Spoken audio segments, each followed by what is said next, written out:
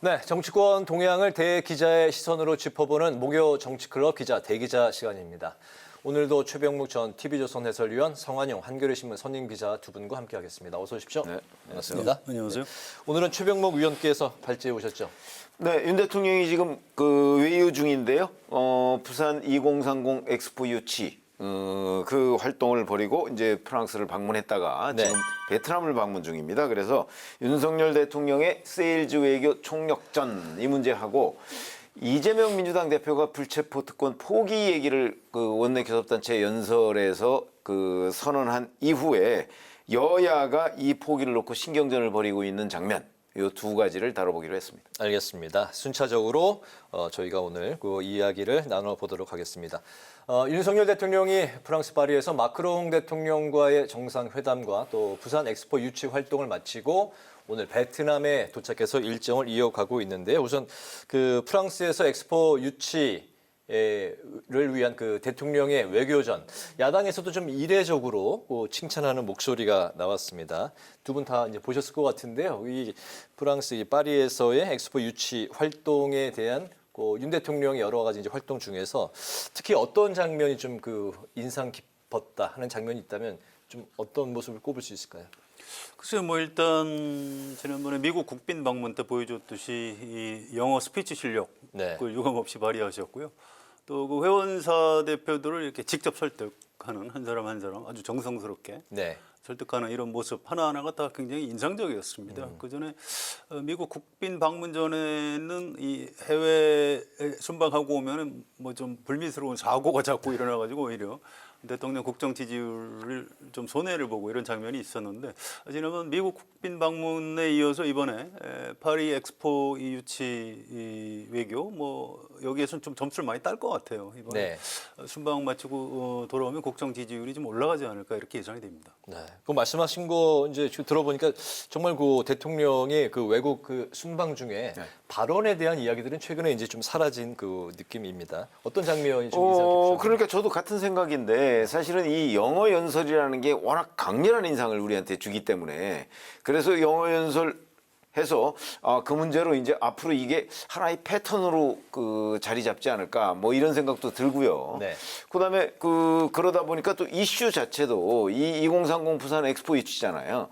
이 이슈를 가지고 야당에서 뭐라고 사실 흠집을 잡을 이유가 못 돼요, 이게. 네. 야당도 엑스포 유치를 기원한다고 지금 얘기를 하고 있는 야당 거거든요. 의원도 현지에 또 함께 현지에 했더라고요. 함께 가기도 했고 네. 그렇기 때문에 이슈 자체가 가지고 있는 문제도 있고 또 특별히 다른 어떤 부수적인 여러 가지 문제로 뭐 흠잡을 만한 이유가 별로 없었다는 점에서 모처럼 야당으로부터 칭찬받는 그런 대통령의 해외 순방 일정이 아닌가 저도 같은 생각입니다. 네, 그만큼 이제 부산 엑스포 유치에 대한 국민들의 열망이 모두 또 뜨겁고 같은 마음이다 이런 걸 이제 방증하는 것 같습니다. 예, 이게 아무튼 이제 올 11월 달에 결론이 납니다. 근데 그때까지 계속 좀 모아야 돼요, 힘을. 네. 그러니까 이건 뭐 여당, 야당이 중요한 게 아니고요. 이게 경제 효과가 한 30조에서 40조 정도 된다고 하거든요. 또 이제 과거에 우리나라가 이 국제 월드컵이라든가 그 전에 88 올림픽 이런 거 할 때 항상 이 불리한 상황에서 막판에 대역전을 해서 유치했던 그런 저력이 있는 나라입니다. 대한민국이. 네, 그래서 네.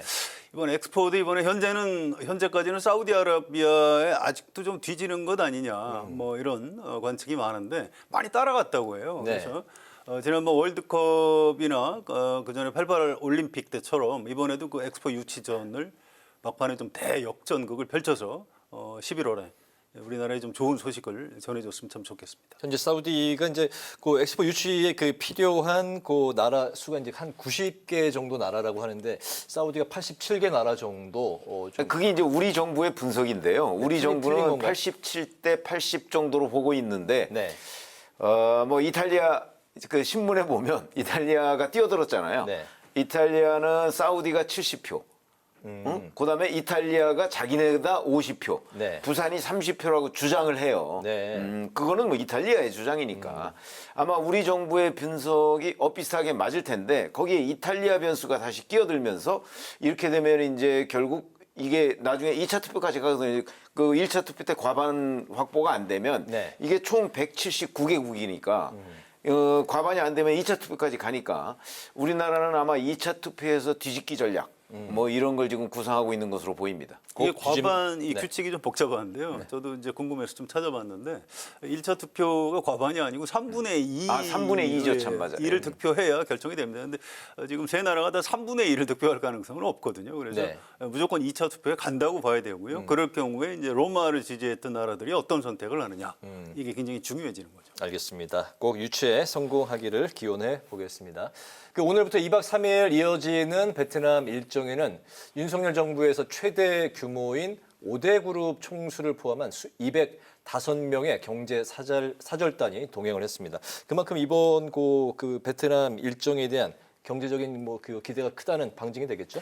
그렇죠. 사실 저도 그동안에 저게 주의 깊게 보지 못했는데 베트남이 어느덧 우리의 3대 교역국이더군요. 네. 그러니까 미국, 중국에 이어서 베트남이 그 다음을 차지하고 있습니다. 네. 그리고 현재 우리나라 기업들이 대부분 중국에 많은 공장을 가지고 있었잖아요. 관련 기업들도 많이 진출을 했었고. 근데 그게 대거 베트남 또는 인도 같은 데로 지금 옮기고 있는 단계거든요. 네. 아마 그래서 우리 경제사절단 입장에서도 베트남이 3대 교역국으로 등장을 하고 그다음에 점점 더 베트남과의 교역이 중요하기 때문에 이렇게 많은 경제인들이 이번 사절단에 참여를 하게 된 것이 아닌가. 이번에도 좀 좋은 성과를 가져왔으면 좋겠습니다. 네.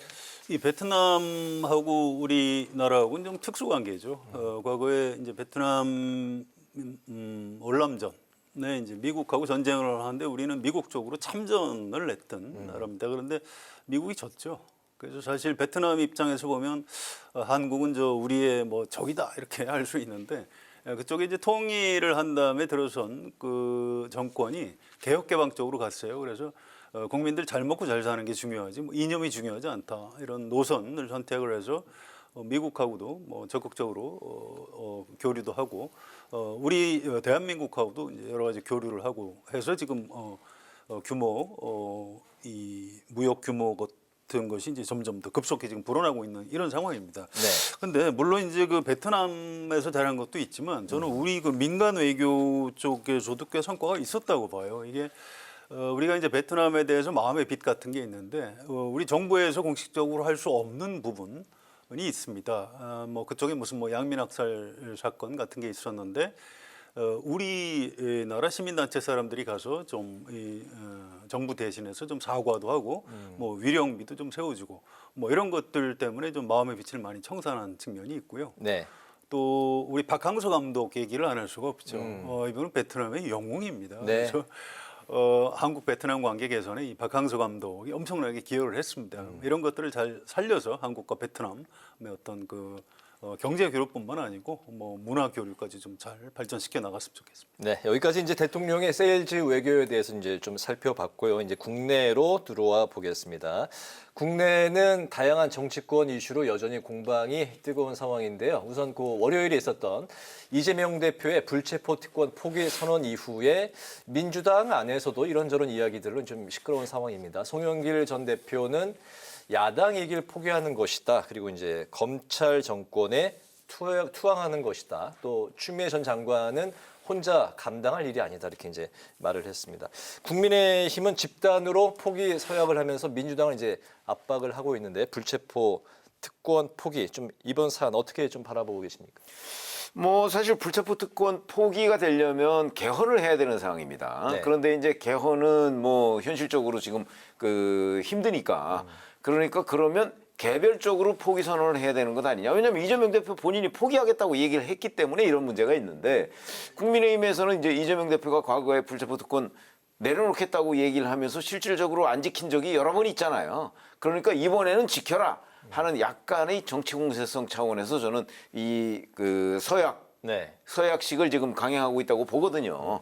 근데 이제 민주당에서는 자 이재명 대표가 포기한다고 그러면 다른 의원들도 앞으로 뭐 검찰 수사를 받을 때 다 체포 동의안 뭐 가결을 시켜야 되느냐 이런 좀 불안감이 있는 것으로 보여요. 네. 그러니까 제가 보건대는 이 문제는 아마 민주당 대다수의 의원들은 지금 그냥 케이스 바이 케이스로 그때 뭐 누구는 뭐 범죄 혐의가 좀 명확하면 해주고 그렇지 않으면 뭐 부결을 시키는 쪽으로 아마 이런 걸 구상하고 있는 것이 아닌가 싶은 생각이 드는데. 네. 그러면 이제 궁극적으로 이재명 대표에 대한 2차 체포동의안이 과연 올 것이냐. 이거 지금 아무도 모르거든요. 올 것이라는 예상이 많기는 해요. 네. 그러나 이재명 대표가 저는 불체포 특권을 내려놓겠다고 한 데에는 2차 체포동의안이 어려울 것이라는 그런 분석하에 저런 선언을 했다고 보거든요. 전 그렇기 때문에 이 문제는 진짜 나중에 이재명 대표든 아니면 어떤 야당 의원이든 이 체포동의안이 한번 국회로 넘어왔을 때 그때 또다시 이 논란이 벌어질 것이기 때문에 아마 상당히 길게 갈 것이다 이렇게 봅니다. 네. 이게 굉장히 어려운 문제인데요. 이 불체포 특권에 대한 오해가 좀 있습니다. 이게 1948년 우리나라 정부 수립 때 만든 헌법부터 들어가 있었고요. 네. 한 번도 빠진 적이 없어요. 심지어 유신헌법에도 그냥 살아 있었습니다. 또 1987년 마지막 헌법 개정 이후에 여러 차례 헌법 개정 논의가 있었는데 네. 이거 빼자고 한 적이 한 번도 없습니다. 또 이게 선진국에도 다 있는 제도예요. 이게 있는 이유가 있는 겁니다. 국회의원은 그냥 뭐 자연인이 아니고요. 일단 국민의 대표이기 때문에 몇 가지 의무가 있습니다. 뭐 청렴의 의무라든가 사적 이익보다는 어떤 국가 차원에서 의정 활동을 해야 되는 의무. 네. 또 법이 정하는 뭐 몇 가지 직책은 겸임할 수 없도록 돼 있고 뭐 여러 가지 제약이 있어요. 그 대신 국민의 대표로서 입법부 활동을 보장해주기 위해서 면책 특권하고 불체포 특권이 있는 겁니다. 국회의원이 국회에서 한 발언을 갖고 민형사 네. 책임을 못 묻게 돼 있죠. 그게 면책 특권이고요. 불체포 특권은 회기 중에는 가급적 국회의원을 체포하지 말아라 이런 취지의 어떤 특권 조항인 거죠. 그런데 그동안 이제 국회의원들이 욕을 많이 먹은 게 불체포 특권 때문에 그런 게 아니고요. 방탄 국회 때문에 그런 겁니다. 국회 소집을 할 일이 없는데도 좀 잡혀가기 싫으니까 이제 임시국회는 4분의 1만 요청하면 소집할 수 있으니까 해서 방탄 국회를 굉장히 많이 했어요. 이제 그 모습을 보고 이제 국민들이 저 국회의원들 이 특권을 없애야 된다 이제 이렇게 얘기를 하는 건데요. 이재명 대표의 선언도 사실은 정치적인 선언입니다. 불체포 특권은 포기한다고 포기가 되는 게 아니에요. 자, 이렇게 되는 겁니다. 현실적으로 불체포 특권을 포기하려면 불체포 특권이 아니라 방탄 국회를 안 열어야 돼요. 올해 1월, 2월 달에 방탄국회 논란이 있었죠. 이제 그런 네. 걸 안 해야 되는 거고요. 또 한 가지는 검찰에서 구속영장을 청구를 하면 당사자가 본회의장에서 발언을 해서 나 좀 제발 좀 가결을 시켜주십시오. 체포에 찬성을 해주십시오. 내가 가서 판사를 잘 설득해서 내가 결백을 증명하겠습니다. 이렇게 해야 되는 겁니다. 이게 좀 장상할 수 있나요? 지금 이게 쉽지 않은 문제예요. 네. 그래서 국민의힘 의원들 중에서도 한 50명 가까이는 아직 서명 안 한 걸로 알고 있고요. 어제 그 행사장 현장에 있었던 김웅 의원 같은 경우에는 바로 그런 이유 때문에 그 서명을 안 했다고 합니다. 그래서 이거는 꼭 뭐 민주당의 문제가 아니고요. 이재명 대표가 뭐 불체포 특권 포기하겠다라고 선언한 거는 정치적으로는 잘했다라고 평가를 할 수는 있지만 네. 앞으로 실제로 검찰이 구속영장을 청구했을 때 이걸 도대체 어떻게 실천을 하겠다는 것인지 궁금하다. 한동훈 장관이 그런 얘기를 했는데 그런 측면에서는 한동훈 장관 말이 맞는 측면이 있습니다. 네, 그 방금 말씀하신 게 이제 그 불체포 특권의 의미가 그 국회의원들로 하여금 입법부 활동을 보장하고 좀 더 자유롭게 활동을 이제 그 보장하는 그런 취지라고 이제 말씀을 하셨는데. 또 이재명 대표의 이번 선언은 또 좀 정치적인 뭐 그 의미가 이제 들어있다 말씀을 하셨는데, 그 민주당 안에서 송영길 전 대표 그리고 이제 안민석 의원도 비슷한 이야기를 했습니다. 하지만 현재의 요 윤석열 정권은 좀 특수 상황이다.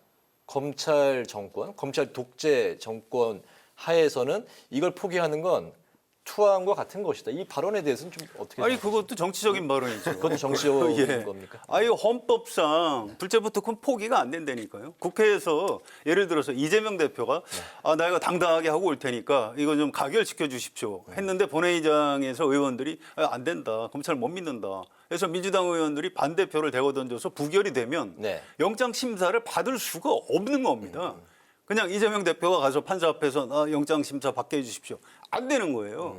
헌법상 특권이기 때문에 이거 네. 개인적으로 포기할 수 있는 권리가 아니라는 얘기입니다. 네. 아니 그러나 그 이제 의지가 중요하죠. 저는 이재명 대표가 이번에 그런 의지를 표명했다고 보거든요. 네. 그러니까 예를 들어서 체포동의안이 국회로 오면 이재명 대표든 당이든 이재명 대표가 대표 아니겠어요. 네. 그럼 뭐 당론으로 예를 들어서 이 체포동의안은 우리가 가결을 시킵시다. 그렇게 당론으로 정하면 그런데 그럼에도 불구하고 많은 의원들이 이재명 대표님 저 영장실질심사 나가면 안 됩니다. 만약에 그래서 부결을 시켰다면 그거는 민주당 의원들이 책임져야 되는 문제고 어쨌든 투표 절차는 거쳐야 되는 거죠. 거쳐야 되는 거죠. 거쳐야 되는 건 맞는데 이재명 대표는 그런 경우에 이재명 대표한테 왜 불체포 특권 포기 선언 해놓고서 안 지키느냐 이렇게 얘기할 사람 아무도 없어요. 네. 만약에 그 상황이 되면 근데 이재명 대표는 할 일을 다 한 거죠. 자기는 약속을 지킨 겁니다. 지금 그걸 지키겠다는 걸 선언한 거예요. 네. 그렇기 때문에 제가 보건대는 이재명 대표가 뭐 후속 조치 자꾸 국민의힘에서 의심을 하지만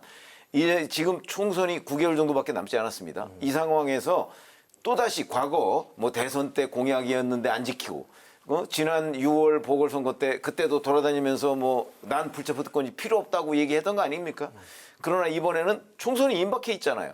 임박해 있기 때문에 이번에 다시 앞으로 몇 개월 뒤에 만약에 체포동의안이 왔을 때 이재명 대표가 내가 언제 그런 얘기 했느냐는 듯이 아마 그걸 뒤집기는 어려울 거예요. 네, 네. 그렇기 때문에 저는 이 선언에 의미가 있다고 보는 거죠. 네. 정치적 선언이긴 하지만 또 의미도 찾아볼 수도 있다. 그럼요. 알겠습니다. 그렇게 정리를 좀 해보겠습니다. 일단 정치적으로는 상당히 효과를 거뒀어요. 당내에서 어떤 혁신위원회를 띄우는데 동력도 얻었고 명분도 얻었고요. 또 일단 그 비명계 이재명 대표 그동안 사퇴해라 이렇게 얘기했던 뭐 저 설훈 네. 의원 또 이상민 의원 이런 분들도 이번에 잘했다 이렇게 평가를 하고 있습니다. 그러니까 조홍천 의원. 네. 그렇습니다. 네. 이재명 대표로서는 좀 정치적인 성과 같은 걸 상당히 거둔 셈이죠. 알겠습니다. 혁신이 말씀하셨으니까 이번에 혁신에 대해서 한번 좀 또 이야기 논의를 이어가 보도록 하겠습니다.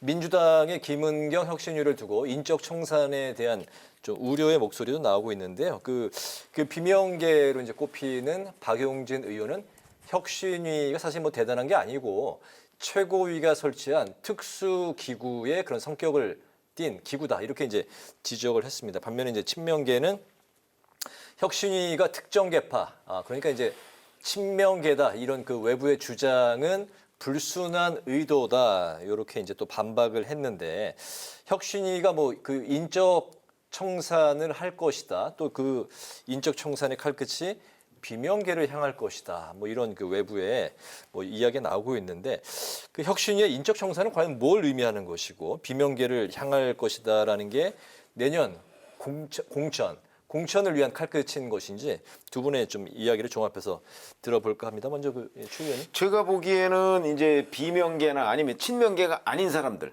네. 꼭 비명계 아니어도 이제 중간지대에 있는 인물들이 있잖아요. 제가 보기에는 이 인물들의 그냥 걱정의 소산이라고 봅니다. 무슨 얘기냐면 기우라는 말씀인가요? 그렇죠. 아니 기우면은 나중에 그게 오지 않을 수도 있는데 네. 기우라는 거는 이제 그냥 일반적인 걱정하고는 좀 다르거든요. 이거는 현실로 올 수도 있습니다. 있고, 네. 있지만 온다는 지금 확신을 아무도 가질 수가 없는 거죠. 무슨 얘기냐면 자 김은경 혁신위원회가 언제 해산되나요? 8월인가요? 아니 현재 명확하지가 않아요. 기한이 따로 정해져 있는 게 아니고. 정해진 게 아니기 때문에 명확하지가 않아요. 그렇기 때문에 내년 총선까지 혁신위원회가 갈 거라고 예상하는 사람은 별로 없는 것 같아요. 당내에. 네. 그렇게 된다면 총선 공천은 내년 아마 2월쯤이나 본격적으로 시작될 거요. 그렇게 되면 그때까지 혁신위원회 저는 없을 거라고 봅니다. 개인적으로. 네. 그렇게 되면 어떻게 비명계를 청산한다는 얘기죠? 청산은 역시 공천을 통해서 청산하는 것이 가장 빠른 길인데 그런 점에서 본다면 그 전에 비명계를 청산할 방법이 없어요. 그런 걸 보면 저는 비명계나 아니면 친명 비명 사이에 있는 일부 의원들의 불안감의 소산으로 자꾸 이런 얘기가 나오는 거지 실질적으로 이제 이럴 수는 있겠죠. 뭐 예를 들어서 대의원제를 폐지한다든가 하는 네. 시스템을 좀 바꿀 수는 있을 거예요. 그렇게 되면 나중에 이제 공천을 할 때 그 시스템상 비명계 같은 사람들이 불리해 줄 수는 있죠. 아마 그런 걱정이 지금 여기까지 옮겨 붙은 건 아닌가 싶습니다. 그렇다면은 뭐 그 혁신위가 공천 작업 그러니까 인물 선정 그 작업까지는 가지 않을 가지 것이다. 못할 것이라고 저는 봅니다. 그 전에 해산될 것이다. 뭐 해산되겠죠. 네네. 어떻게 보십니까? 아니 혁신위원회를 만든 게 돈봉투 사건 때문에 만든 거예요. 의원총회에서 주로 이른바 비명계 의원들이 그 혁신위원회를 만들어서 전권을 줘라. 네. 이렇게 해서 이제 만든 겁니다. 그런데 가만히 보니까 혁신위원회가 이재명 대표하고 친한 사람들로 구성이 됐으니까 혹시 이 사람들이 뭐 다선 의원들 다 공천 주지 마라. 이런 원칙 같은 거를 결정을 할까봐 이제 좀 겁을 내는 측면은 있는데 그럴 가능성 별로 없어요. 김은경 위원장이 일단 9월 정기국회 즈음 해석까지 활동하겠다는 취지로 이미 발언을 했고요. 네. 또 이미 그 돈봉투 사건을 어떻게 그 도덕성 회복을 어떻게 할 것이냐 이 부분이 이제 첫 번째 임무라고 이미 그 표명을 했습니다. 그래서 지금 민주당이 이제 관심이 있는 건 그런 거예요. 지난 대통령 선거 때 작년에 5년 만에 정권을 뺏긴 게 어떤 조국 사태 이런 것 때문에 뭐 공정의 가치를 보수 쪽에 뺏겨서 정권이 넘어갔는데 최근에 뭐 김남국 의원 그 코인 사건, 네. 돈봉투 사건 이런 것 때문에 지금 도덕성까지 무너지고 있다 이런 위기감이 있는 겁니다. 그래서 혁신위원회를 만든 목적도 이제 거기 있는 거고요. 그래서 혁신위원회의 어떤 역할은 좀 제한적일 것이다 이렇게 예상을 합니다. 알겠습니다. 혁신의 그 역할, 어디까지 역할을 할 수 있는지에 대해서 좀 살펴봤고요. 오늘 마지막으로 다룰 그 이슈는 그 사교육과 관련된 또 수능과 관련된 교육 문제로 넘어가 보겠습니다. 윤석열 대통령의 킬러 문항을 이제 배제하라고 한 것에 대해서 일주일째 여러 가지 이제 파장이 크게 일고 있습니다. 민주당에서 이제 비판을 했는데 그러자 이제 김기현 대표가 1년 전 이재명 대표의 이제 공약이었다 이렇게 재반박을 했습니다. 오늘 그 이주호 교육부 장관이 다음 주 월요일 26일에 수능 문제와 관련한 대책 발표를 공개할 것이다. 그때 이제 킬러 문항을 공개할 것이다. 이런 게 바로 지난 수능 문제와 또 이제 모의고사에서의 킬러 문항이었다. 이걸 이제 공개할 것이라고 했는데 사교육 카르텔을 겨냥한 게 아니냐 이런 이제 여러 가지 시각이 나오고 있습니다. 현 정부의 이런 강경한 입장. 과연 이게 또 이제 그렇다면은 또 킬러 문항을 삭제하면은 그 다음에 또 준 킬러 문항이 또 관건이 될 거죠. 뭐 여러 가지 또 말들을 낳고 있는 상황입니다. 먼저 그 최 의원님께 이번 그 사안 좀 말씀 들어볼까요? 근데 이게 킬러 문항이라고 그러니까 굉장히 자극적인 표현이잖아요. 네. 근데 사실 이게 정확하게 보면 난이도 조절입니다. 난이도 조절. 무슨 얘기냐면 킬러 문항을 넣을 수밖에 없었다고 이제 주장하는 일부 출제위원들도 결국은 그런 걸 안 넣으면 만점자가 너무 쏟아진다. 변별력이 없다. 그러면 변별력이 없다는 네. 거거든요. 네. 그러면 이게 뭐 물수능 아니냐. 그러면 뭐 실수 안 하는 사람이 좋은 대학 가고 뭐 이런 현상이 생기니까. 그래서 그 난이도를 조절하기 위해서 아주 어려운 문제, 초고난도 문제, 그다음에 준고난도 문제 뭐 이렇게 이제 배분을 하는 난이도 조절 문제예요. 네. 그러니까 이걸 윤석열 대통령이 이번에 뭐 문제를 지적한 게 아니고요. 3월에 지적을 한 겁니다. 3월에 교육부하고 교육과정평가원의 보고를 받을 때 이미 적정 난이도 얘기를 했습니다. 했는데 그거를 6월 모의평가 때 전혀 반영이 안 된 거죠. 그러다 보니까 이제 이번에 다시 지적을 하게 된 거거든요. 네. 그래서 제가 보기에는 이 난이도 문제는 이 교육과정평가원이 1년 내내 모의평가를 하거든요. 그중에 항상 논란이 됐던 문제입니다. 그런데 여기에서 이번에 논란이 된 거는 공교육에서 전혀 배우지 않은 문제. 이런 것들이 이제 나온단 말이죠. 네. 나오면은 그걸 결국 공교육이라는 게 뭐 특목고도 있을 수 있고 자사고 그다음에 뭐 외고 뭐 다 있지 않습니까? 그런 데서 안 배운 문제가 나오면 결국 사교육에 의존할 수밖에 없고 그 사교육에 의존하도록 만들려고 뭐 일부 수능 출제위원이나 학원 같은 이런 데하고 교육과정평가원이나 교육부가 혹시 연결된 것 아니냐. 그게 사교육 카르텔입니다. 네. 그걸 배제하겠다는 거죠. 그래서 제가 보기엔 별 문제 아니라고 보고 결국은 난이도 조절 문제다. 이렇게 봅니다. 난이도 조절 문제고 또 사교육 카르텔에 대해서 또 수사를 할 만한 상황이다. 만약에 이게 연결됐다는 증거가 있다면 수사를 해야 되는 거죠. 네네. 성 의원님. 이게 근데 별 문제가 아닌데 왜 이렇게 시끄럽죠 세상이? 지금 교육부 장관이 나와가지고 뭐 그게 아니고 킬러 문항의 사례를 발표를 하겠다 그러고 뭐 학부모님들 안심하시라 뭐 이런 얘기를 하고 변별력 떨어지지 않는다 물수능 되지 않는다 막 변명을 하고 있어요. 이게 왜 이렇게 됐을까요?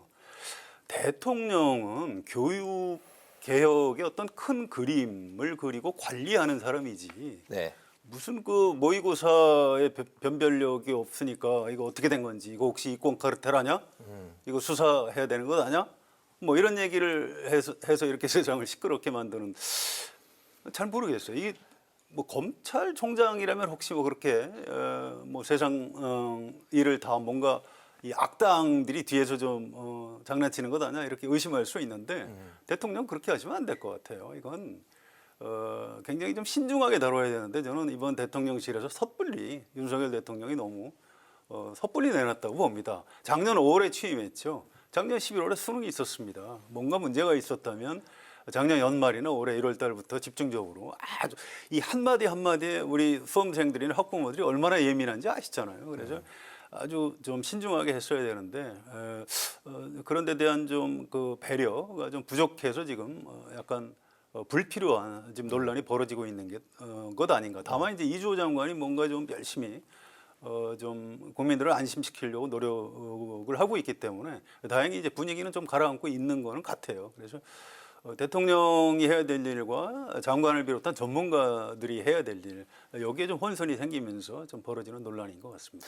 발언의 타이밍에 대해서 얘기가 많이 나왔는데 방금 이제 최 의원님께서는 그 발언은 이미 그 3월에 나온 걸 재차 강조한 것이다라고 했는데 이 팩트는 그게 맞죠. 네. 근데 소리를 언제 좀 더 크게 하느냐에 따라서 다른 겁니다. 이번에 저는 더 크게 나왔다. 대통령 메시지 관리가 잘못됐다고 봅니다. 알겠습니다. 메시지의 시점이 아무튼 많은 또 혼선을 빚게 했다. 알겠습니다. 그 두 분의 한 줄 논평 들으면서 오늘 시간 또 이게 마무리할까 하는데요. 그 성 의원님부터 들어볼까요?